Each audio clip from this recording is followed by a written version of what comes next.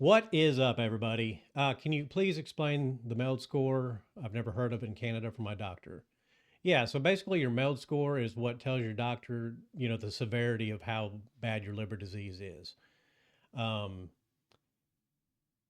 it's based on a formula from your lab work, your blood work. Takes into account your creatinine levels, your bilirubin, your INR, your sodium levels, and recently they started counting your albumin levels. And what the score does, it tells the doctors, how bad your liver is, but it's also a mortality risk based on a 3 month period. And I'll explain that a little bit. So if your MELD score is less than 9, you have a 1.9% risk of mortality within the next 3 months. I'll jump to 20 to 29. Your mortality risk for the next 3 months is 19.6%. And there's a scale based on your score for, I'm not going to go through all of them, but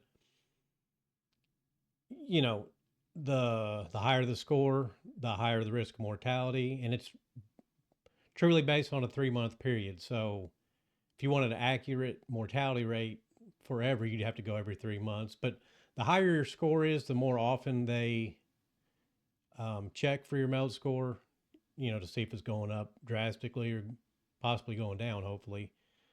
Um, but like mine now is an 8, it was a 9, 10, 11, something like that.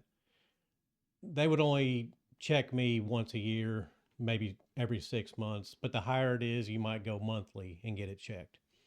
So just something that tells your doctors how bad it is, and kind of tells you, what to expect or not expect. But also, what it does, at least here in the States, you mentioned Canada, and it may not be true for every state, but for me, they told me you can't get on the transplant list until your MELD is a 15, um, which mine was at one point. It was a 27 when I started this BS. And, it worked its way down. But 15 and higher, you can get on the transplant list. And that's about it. So, and you can do it yourself if you got your, recent labs.